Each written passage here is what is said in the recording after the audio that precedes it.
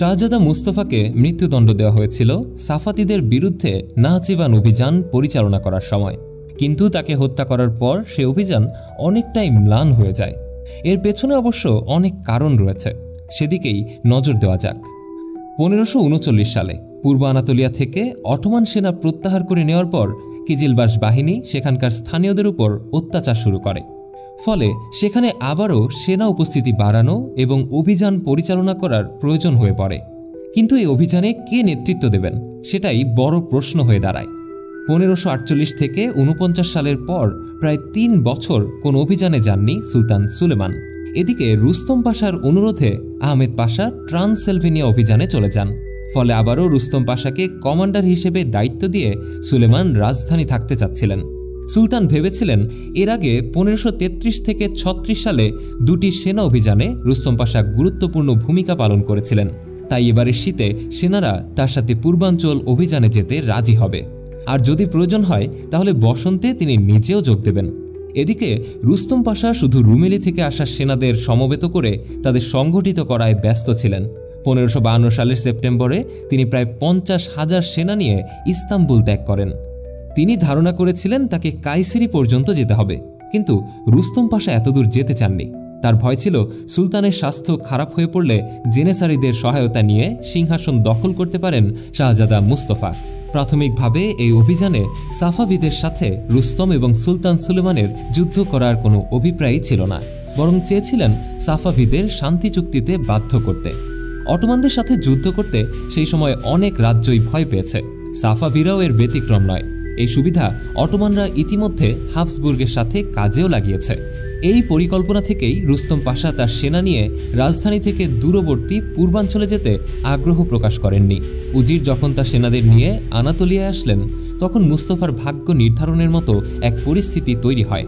একদিকে হুররাম এবং মুস্তফা যেমন মুস্তফাকে সরিয়ে দিতে পরিকল্পনা করছিলেন, শাহজাদাও তখন সেনা এবং প্রভাবশালী আমলাদের সাথে সম্পর্ক তৈরি করছিলেন। উভয় পক্ষ নিজেদের দিক থেকে রাজনৈতিক চাল দিচ্ছিলেন। রুস্তম সত্যিকার অর্থেই মুস্তফাকে একজন বিদ্রোহী শাহজাদা বানানোর পায়তারা করছিলেন, প্রজাদের কাছে তাকে বিশ্বাসঘাতক হিসেবে উপস্থাপন করতে চেয়েছিলেন। এরই মধ্যে তিনি সেনাদের মধ্যে প্রচার করেন যে সুলতান সুলেমান স্বেচ্ছায় শাহজাদাকে সিংহাসন ছেড়ে দিতে চেয়েছিলেন, কিন্তু তিনি তা হতে দেননি। তবে সেই সময় মুস্তফা চাইলে রুস্তম পাশাকে তার ক্ষমতা থেকে সরিয়ে দিতে পারতেন। তার সামান্য একটি পদক্ষেপই যথেষ্ট ছিল, কিন্তু উজিরে আজমের বিরুদ্ধে পদক্ষেপ নেওয়া মানে সুলতানের বিরুদ্ধে বিদ্রোহ ঘোষণা করা। 1553 সালের শীতে শাহজাদা মুস্তফার এক বেপরোয়া সিদ্ধান্ত তার শত্রুদের এক মূল্যবান সুযোগ তৈরি করে দেয়। সুলতান সুলেমান মনে করতেন শাহজাদার প্রতি সেনাদের যে অগাধ সমর্থন এবং তিনি যে তা গ্রহণ করেছেন এটি এক প্রকারের বিদ্রোহ, কারণ এর মধ্যে সাম্রাজ্যে সুলতানের সম্মান ও গুরুত্ব কমে যায়। তবে এরপরও জানা দরকার আনাতোলিয়ায় আসলে কি হয়েছিল। আলী নামে এক ইতিহাসবেত্তা সেই সময়ের ঘটনা তুলে ধরে লিখেছেন, সেই সময়ে উজিরে আজম এবং রাজপরিবারের জামাতা রুস্তম পাশাকে সেনা অধিনায়ক হিসেবে নিযুক্ত করা হয়। অভিযানের এক সময় তিনি কারামান প্রদেশের আকসারাই জেলাতে উপস্থিত হন। ঠিক তখন একমাত্র ঈশ্বর জানেন কিভাবে যেন কিছু গুজব সেনাদের মধ্যে প্রচার হয়ে যায়। কিছু নির্বোধ লোক কোনোভাবে সেনাদের শাহজাদা মুস্তফার প্রতি আনুগত্য প্রকাশের প্রস্তাব দেন এবং তাদের শাহজাদাকে বলতে বলেন, তোমার মহৎ বাবার বয়স হয়েছে, তিনি চলাফেরা করতে এবং অভিযান পরিচালনা করতে অক্ষম। এই কারণেই তিনি রুস্তম পাশাকে সেনা অধিনায়ক হিসেবে নিযুক্ত করেছেন এবং তাকে আনাতোলিয়ায় পাঠিয়েছেন। এই পাশা আপনার প্রতি বিদ্বেষ পরায়ণ, কিন্তু আপনি যদি এখন শিবিরে আসেন এবং তাকে হত্যা করেন তাহলে আপনার ভবিষ্যতের কার্যোদ্ধার হবে। ওপরের লেখায় একটি শব্দ ব্যবহার করা হয়েছে, তা হলো নির্বোধ। শাহজাদা মুস্তফা বিশ্বাস করতেন কিছু সেনা রুস্তম পাশাকে হত্যা করে তার বাবার বিরুদ্ধে বিদ্রোহ করতে চায়। তিনি জানতেন রুস্তম পাশা তাকে সিংহাসনে চান না, কিন্তু এরপরও মুস্তফা সেনাদের আহ্বানে সাড়া দেননি কেন? এর উত্তর হচ্ছে তিনি ছিলেন সরল, অথবা তিনি প্রতারিত বা ভুল পথে পরিচালিত হয়েছেন। হুররাম সুলতানের জীবন কাহিনী নিয়ে ভেনিসের এক লেখকের রেলাজিওনে এনোনিমা এই বইতেও লেখক আনাতোলিয়ার ঘটনা তুলে ধরেছেন। তিনি লিখেছেন, ইস্তাম্বুল থেকে কোনিয়া পৌঁছানোর ঠিক 2 দিন আগে একটি জায়গায় এসে পৌঁছায় অটোমান সেনারা। সেখান থেকে আমাসিয়া যাওয়ার পথ ছিল, যেখানে শাহজাদা মুস্তফা থাকতেন। রুস্তম পাশা যখন সেখানে পৌঁছলেন তখন অধিকাংশ সেনাই কোনিয়ার পথে চলে গেছে, কিন্তু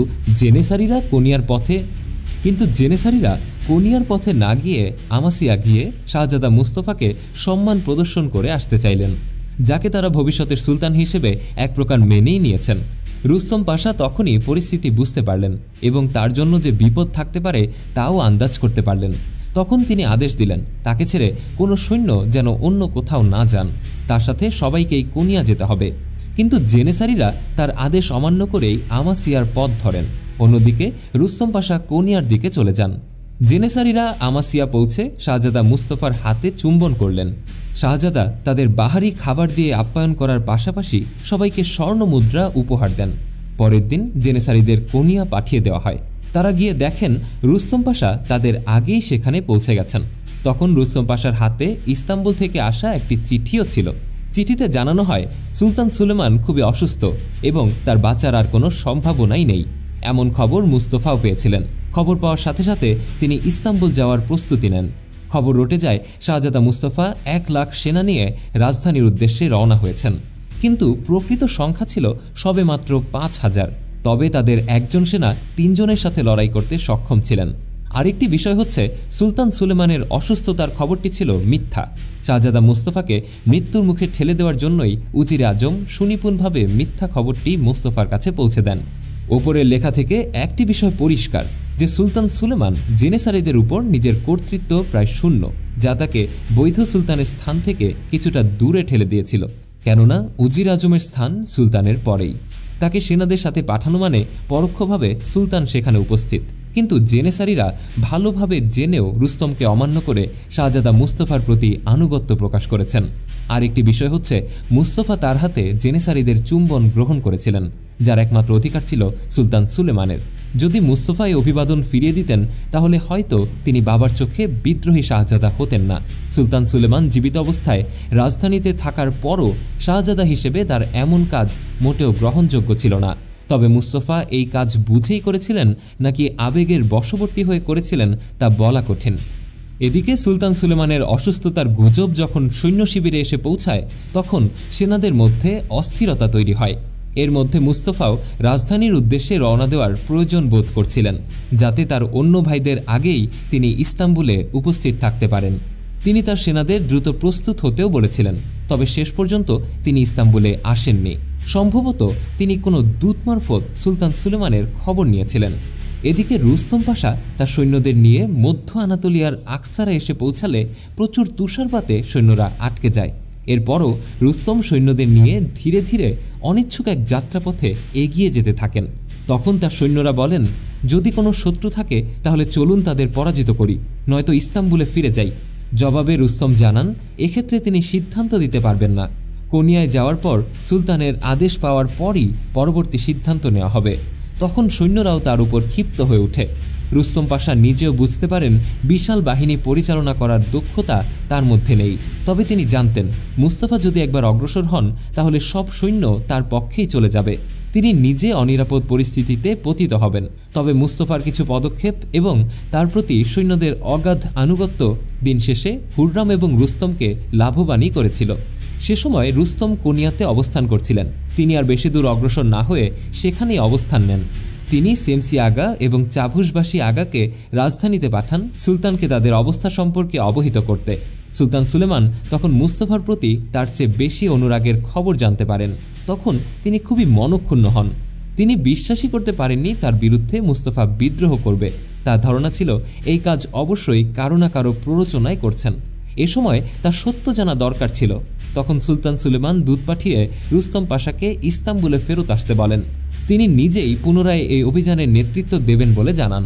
রাজধানীতে ফিরে সুলতানকে সুস্থ দেখে রুস্তম নিজেও কিছুটা স্বস্তি বোধ করেন। যদিও তিনি জানতেন, তবু ধারণা ছিল মুস্তফা এরই মধ্যে রাজধানী আসতেও পারেন। প্রস্তুতি সম্পন্ন করে 1553 সালের 28 আগস্ট ইস্তাম্বুল ত্যাগ করেন। রুস্তম পাশা তার ভাই সিনান পাশাকে ইস্তাম্বুলের দায়িত্ব দিয়ে যান এবং শাহজাদা বায়েজিদকে এদির্নের নিরাপত্তার দায়িত্ব দেওয়া হয়।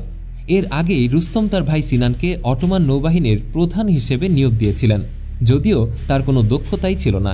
শুধু সমুদ্রপথে মুস্তফাকে প্রতিরোধ করার জন্য তাকে এই দায়িত্বে বসানো হয়েছিল, কারণ সমুদ্রপথ ছাড়া মুস্তফার অন্য শাহজাদাদের আগে ইস্তাম্বুল পৌঁছানো সহজ ছিল না। এদিকে সুলতান সুলেমান তার সৈন্যদের নিয়ে নাহচিবান অভিযানে যাওয়ার পথে আমাসিয়া যাওয়ার সেই রাস্তার অভিমুখে এসে পৌঁছান।